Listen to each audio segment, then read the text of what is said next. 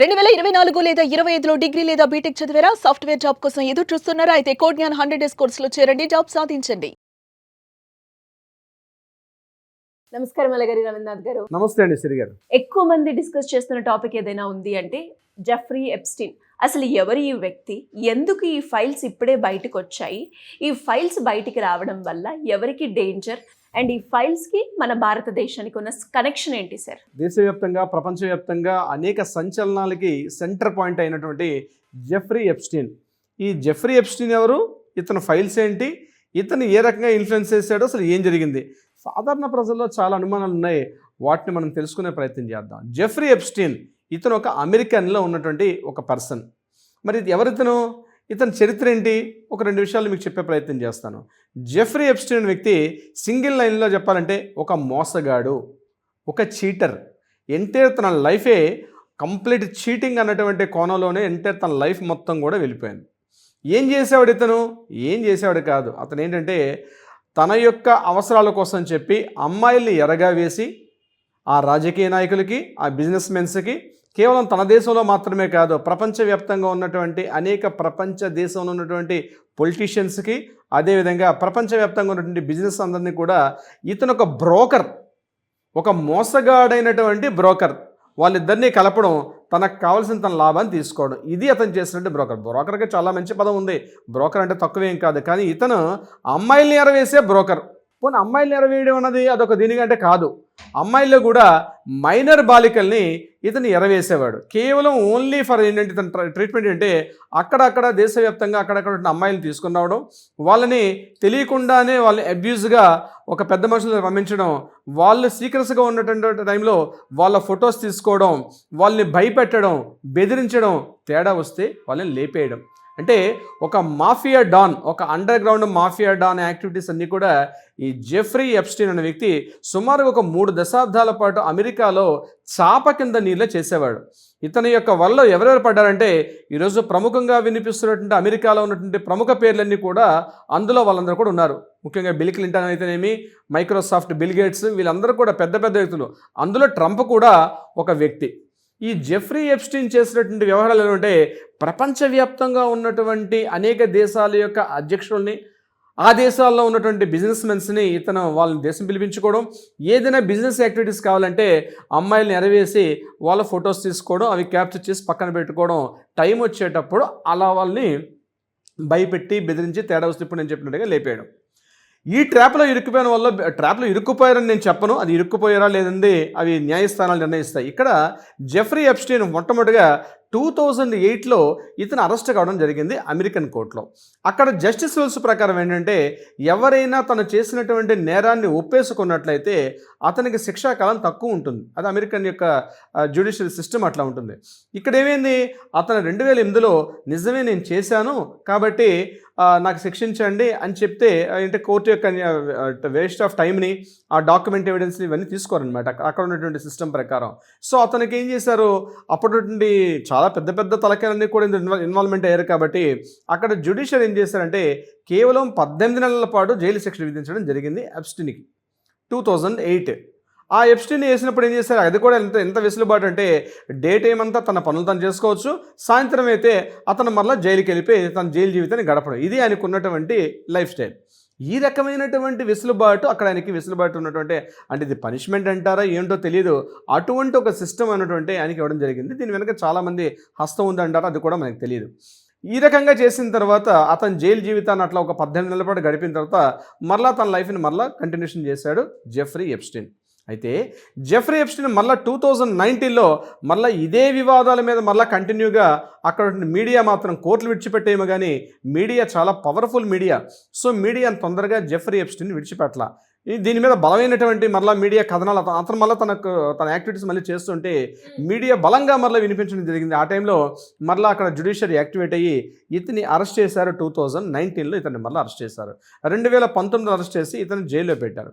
జైల్లో పెట్టిన కొద్ది రోజుల తర్వాత అనుమానాస్పద మృతిగా ఇతను చనిపోవడం జరిగింది ఇన్ ద ఇయర్ ఆఫ్ 2019లో. 2019లో ఇతను అక్కడ జైల్లో చనిపోవడం, కొంతమంది ఏమంటారంటే అతన్ని సూసైడ్ చేశారని కొంతమంది అంటారు, లేదు అతన్ని మర్డర్ చేశారని చెప్పి కొంతమంది అంటారు. ఏదైతేనేం 2019లో అతను చనిపోవడం జరిగింది. ఇక్కడతో వివాదం సద్దుమణిగిపోయింది అని అనుకున్నారు చాలా మంది. కేసు కూడా క్లోజ్ అయిందా సార్? చనిపోయాడు కాబట్టి కేసు ఆటోమేటిక్గా క్లోజ్ అయిపోయింది. ఇక్కడతో కేసు పార్ట్ అంతా క్లోజ్ అయిపోయింది. కానీ ఇక్కడ జరిగిన విషయం ఏంటంటే జెఫ్రీ ఎప్స్టీన్ ఏదైతే తన ఎంటైర్ ఈ 3 దశాబ్దాల కాలంలో తను ఎవరెవరికి ఏ రకంగా అమ్మాయిలు పంపించాడు, ఏ దేశాధినేతలతో ఏమేమి చేశాడని చెప్పి తన యాక్టివిటీలో భాగంగా తను కొంతమందికి మెయిల్స్ రాయడం కూడా జరిగింది. కొన్ని లక్షలాది మెయిల్స్ ఉన్నాయి. ఆ మెయిల్స్ అన్నీ కూడా ఇప్పుడు వెలుగులోకి రావడం జరిగింది. ఎందుకు వెలుగులోకి వచ్చాయి?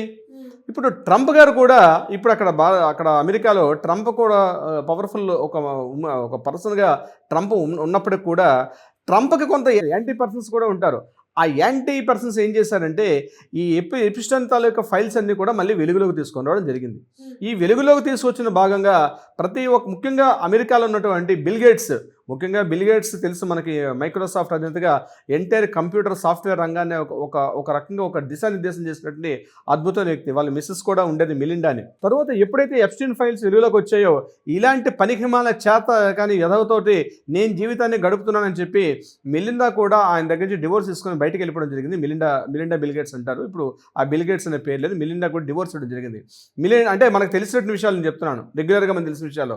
ఇందులో ట్రంప్ కూడా ఉన్నాడు. ట్రంప్ కూడా అనేక యాక్టివిటీస్ భాగంగా అంటే ప్రెసిడెంట్గా ఎన్నికైన సందర్భంలో కూడా ఎప్స్టీన్ని వాడుకున్నాడు. అంటే ఏంది వీళ్ళ యొక్క ఇంపార్టెన్స్ అంటే ఒక మెయిన్ పర్సన్ దగ్గరికి వెళ్ళాలంటే డైరెక్ట్గా మెయిన్ పర్సన్ తాలూకా కనెక్టివిటీ లేకపోతే ఇలాంటి ఒక బ్రోకర్ని, ఇలాంటి ఒక అమ్మాయిల్ని ఎరవేసేవాడిని తెలుసుకొని వాళ్ళ యొక్క వీక్ పాయింట్స్ తీసుకొని ఈ యొక్క ఎప్స్టీన్ ఈ లావాదేవీలన్నీ కూడా ఎప్స్టీన్ మధ్యవర్తిగా ఉండి చేసుకునేవాడు. ఇక్కడతో కథ ముగిసిపోయిందంటే కథ ముగిసిపోవాలా. ఇక్కడ విషయం మన భారతదేశానికి ఎందుకు వచ్చింది, భారతదేశంలో ఉన్నటువంటి కనెక్షన్ ఏంటి అని మాట్లాడుకుంటాం మనం. కనెక్షన్ ఏమిటి? ఇక్కడ ప్రెసిడెంట్ ఇప్పుడు ఏదైతే మన నరేంద్ర మోడీ గారు ప్రధానమంత్రిగా ఉన్నారో, ప్రధానమంత్రి నరేంద్ర మోడీ గారు 2017లో ఒకసారి ఇజ్రాయెల్ తోటి మాట్లాడుకోవడం కూడా జరిగింది. అయితే ఇజ్రాయెల్తో మాట్లాడుకోవడానికి భారతదేశం యొక్క ఆర్థిక సామాజిక ఏదైనా ప్రయోజనాల కోసం ఇజ్రాయెల్ ప్రైమ్ మినిస్టర్తో మాట్లాడారంటే అది కాదు అన్నట్టుగా ఒక మెయిల్ వెలుగులోకి వచ్చింది. అతను ఈ జెఫ్రీ ఎప్స్టైన్ తన ఫ్రెండ్కి రాసినట్టు ఒక మెయిల్లో ఈ రకమైన వివరాలు ఉన్నాయి. సో July 6, 2017 ఆఫ్టర్నూన్ 3:32 ఆ రోజు థర్స్డే, ఆ రోజు తన ఫ్రెండ్ అనేటువంటి బొరియోకి రాసినటువంటి మెయిల్లో ఏముందంటే Indian prime minister Modi took device and danced and sang in Israel. Future benefit of US president they had met a few weeks ago. It worked అన్నటువంటి ఒక సెంటెన్స్ ఉంది. July 6, 2017 మధ్యాహ్నం 3:32 థర్స్డే ఆ రోజు రాసినటువంటి బోరియోకి రాసినటువంటి ఒక మెయిల్లో ఈ సెంటెన్స్ ఉంది. ఇక్కడ Indian prime minister Modi took device and deemed signed into Israel. అంటే ఆ రోజు ఇజ్రాయెల్ యొక్క పర్యటనలో మోడీ గారు కూడా ఉన్నారు. అది వాస్తవం, ఫ్యాక్ట్ అది. ఇక్కడ further benefit of the US president, ఈ sentence simple. Further benefit of US president అంటే అమెరికా అధ్యక్షుని యొక్క లబ్ధి కోసం, భారతదేశం యొక్క విషయం కోసం కాదు. For the benefit of US president had met few weeks ago. It worked. ఏదైతే ఇట్ వర్క్డ్ అన్నది ఈరోజు కాంట్రవర్షియల్గా వచ్చేసింది. ఇట్ వర్క్డ్ అంటే అర్థం ఏంటి? తను వెళ్ళింది తన పని మీద కాదు, అమెరికా ప్రెసిడెంట్ ట్రంప్ కోసం అని చెప్పి ఇజ్రాయెల్ తోటి ఏదో ఒప్పందం కోసం వెళ్ళాడు. ఆ ఒప్పందంలో ఇట్ వర్క్డ్ అనేటువంటి సెంటెన్స్ అయితే ఇట్ వర్క్డ్ అన్నదే ఈ పదం ఈరోజు బాగా కాంట్రవర్షియల్గా ఉంది. అంటే మోడీ గారు ట్రంప్ యొక్క విధానాలకి ట్రంప్ కోసం పనిచేశారు అన్నటువంటి విషయం మీద ఈరోజు ప్రతిపక్షాలు ఈ ఎప్స్టైన్ ఫైల్స్లో ఉన్నటువంటి ఈ సెంటెన్స్ మీద ఈరోజు వివాదం బాగా రాజుకుందనమాట. ఈరోజు ఎందుకు ఇంత వివాదం మోడీ గారికి ఎందుకు వచ్చిందంటే ఇట్ వర్క్డ్. ఇక్కడ డ్యాన్స్ అండ్ సాంగడ్ అంటే అర్థం కాలేదు. డ్యాన్స్ అండ్ సాంగడ్ అంటే ఇక్కడ ఫిజికల్గా డ్యాన్స్ పాడినట్టు కాదు. అక్కడ అంటే డ్యాన్స్ అండ్ సాంగడ్ అంటే అర్థం ఏంటంటే అతను చెప్పినట్టు విన్నాడు. సో చెప్పినట్టు వినడానికి మనం ఒక ప్రోవర్బ్ వాడతాం కదా, తెలుగులో సామెతలు వాడతాం కదా. సో ఇంగ్లీష్లో డ్యాన్స్ అండ్ సాంగ్ అని అర్థం ఏంటంటే ఇజ్రాయెల్ ప్రెసిడెంట్ ముందర డ్యాన్స్ అండ్ సాంగ్ చేశాడు. దేనికోసం చేశాడు? డ్యాన్స్ అండ్ సాంగ్ అంటే ఆయన ముందు డ్యాన్స్ చేస్తే సాంగ్ చేసేది కాదు. It's not meaning. Actual dance and song అర్థం ఏంటంటే మోడీ చెప్పినట్టుగా ఇజ్రాయెల్ ప్రైమ్ మినిస్టర్తో మాట్లాడాడు. అంటే ఒక ఇట్ ఇస్ అ ప్రోవర్బ్, అది జస్ట్ ఒక సామెత లాగా దాన్ని వాడుకోవడం జరిగింది. ఇక్కడ దాన్ని హైలైట్ చేయట్లేదు. డ్యాన్స్ అండ్ సాంగ్ కోసం ఇప్పుడు పాయింట్ లేదు. ఇక్కడ పాయింట్ అంట ఇక్కడ ఏంది? For the benefit of US president it worked అని ఏదైతే ఉందో దీనికోసం చెప్పి ఇప్పుడు వివాదం బాగా రాజుకోవడం జరిగిందనమాట. ఈ పాయింట్ ఆఫ్ వ్యూ అంటే మోడీ గారు పూర్తిగా అమెరికా ప్రెసిడెంట్ ట్రంప్ కోసం పనిచేశారు అన్న విషయం మీద ఎప్స్టైన్. అంటే దీనిలో ఇంకా అమ్మాయిలు ఎరవేశారా అంతే ఇక్కడ. అంతేగాని ఇక్కడ మోడీ గారికి ఏదో సెక్స్ రికార్డ్తో సంబంధం ఉందాం అటువంటిది ఎక్కడ ఈ ఎప్స్టైన్ ఫైల్స్లో కూడా ఎక్కడ కూడా మనకు పనిలేదు. ఎక్కడ మెన్షన్ చేయలేదు, ఆ టైప్ ఆఫ్ పాయింట్ రాలే. ఇక్కడ వచ్చిన పాయింట్ ఏంటంటే ఇజ్రాయెల్ ప్రైమ్ మినిస్టర్ కేసు వెళ్ళినటువంటి పని ఏదైతే ఉందో ఆయన ముందు ఆయన చెప్పినట్టుగా ట్రంప్ కోసం పనిచేశాడు అన్నటువంటి పాయింట్ ఈరోజు ప్రతిపక్షాలు ఎక్కువగా తీసుకున్నాయి. దీనిలో ఈ ఒక్క మోడీ ఒక్కరే కాకుండా ఇక్కడ ఇంకొక ఇద్దరు పేర్లు కూడా ప్రముఖంగా వినిపించాయి. ఒకరు అనిల్ అంబానీ, ముఖేష్ అంబానీ యొక్క తమ్ముడేంటి అనిల్ అంబానీ పేరు కూడా ప్రముఖంగా వచ్చింది. ఇంతేకాకుండా మరొక మూడో వ్యక్తి ఇప్పుడు కేంద్ర ప్రభుత్వంలో క్యాబినెట్ మినిస్టర్గా ఉండి హర్దీప్ సింగ్ ప్యూరీ. ఈ హర్దీప్ సింగ్ ప్యూరీ కూడా ఒకప్పుడు ఏంటి ఈ ఎప్స్టీన్ ఫైల్స్లో కూడా పేరు ప్రముఖంగా వినిపించింది. ముఖ్యంగా ఈ ట్రంప్తో మీట్ అవ్వడానికి, అదేవిధంగా నెతన్యాహుతో మీట్ అవ్వడానికి వెళ్ళేటప్పుడు ఇజ్రాయెల్ ప్రైమ్ మినిస్టర్ నెతన్యాహుతో మాట్లాడడానికి వెళ్ళేటప్పుడు కూడా ఈ ప్యూరీ అదేవిధంగా అనిల్ అంబానీ కూడా మధ్య లోపాయికారిగా కొంతమంది ప్రయత్నాలు చేశారు.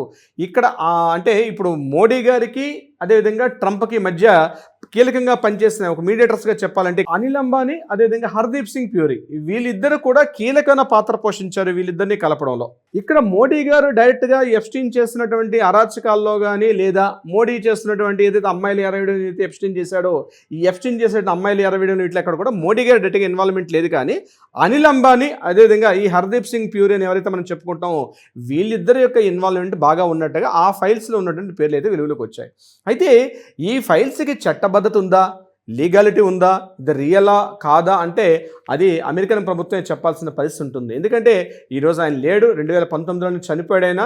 ఇంకొకటి ఆయన రాసుకున్నటువంటి ఫైల్స్ లక్షల పేజీలు అయితే వస్తున్నాయో ఇదంతా కూడా ఈ జెఫ్రీ ఎప్స్టీన్ రాసింది కరెక్టా కాదన్నది అమెరికన్ ప్రభుత్వమే చెప్పాల్సిన పరిస్థితి అయితే ఉంది.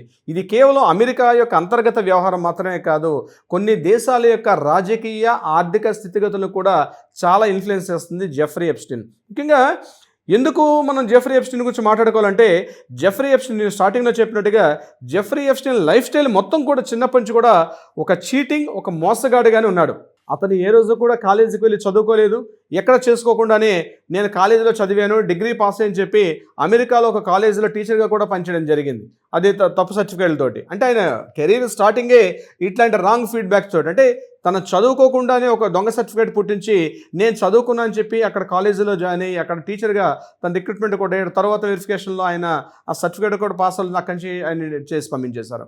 ఇలాంటి అనేక రకాలుగా చీటింగ్ మైండ్ సెట్ ఉన్న వ్యక్తి, మోసపూరిత విధానాలతో ఉన్నటువంటి వ్యక్తి, ఆ అబ్యూజ్ మైనర్ అమ్మాయిలను కూడా వాళ్ళకి అభవసవంతులైన అమ్మాయిలను కూడా ఎరవేయడం, వాళ్ళని బెదిరించి వాళ్ళని సెకండ్ టైం వెళ్ళకపోతే పాత వీడియోలు అమ్మాయిలు కూడా చూపించి ఈ వీడియోలు నా దగ్గర ఉన్నాయి, మళ్ళీ నువ్వు ఆ పర్సన్ వెళ్ళకపోతే నేను మళ్ళీ చంపేస్తానన్న రకరకాలుగా డబ్బు కోసం భయపెట్టో నేను ముందు చెప్పినట్టుగా రకరకాల విధంగా ప్రలోభపెట్టి ఆ అమ్మాయిని కూడా మరలా వేరే అధ్యక్షుల దగ్గర పంపించడం, ఈ రకమైనటువంటి అంటే ఒక మాఫియా సామ్రాజ్యాన్ని స్థాపించుకున్నాడు జెఫ్రీ ఎప్స్టీన్.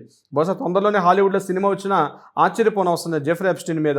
ఆల్రెడీ మన హాలీవుడ్ రచయితలు ఇప్పటికే స్టోరీ స్క్రిప్ట్ రెడీ చేసేస్తారు. ఎందుకంటే అండర్ డాన్ మూవీస్ అంటే వరల్డ్ వైడ్ దానికి ఒక మార్కెట్ ఉంది కాబట్టి బహుశా ఈ పాటికే జెఫ్రీ ఎప్స్టీన్ మీద స్క్రిప్ట్లు కూడా రెడీ అయిపోయి ఉండొచ్చు, హాలీవుడ్ మూవీస్ కూడా వచ్చేసే అవకాశం కూడా తొందరలోనే ఉండొచ్చు. అంటే అంత నేర ప్రభావం కలిగే ఒక వ్యక్తి, అతని యొక్క మెయిల్స్లో ఉన్నటువంటి కంటెంట్ నిజమా కాదన్నది కూడా మనం ఈరోజు కన్ఫర్మ్ చేయలేం.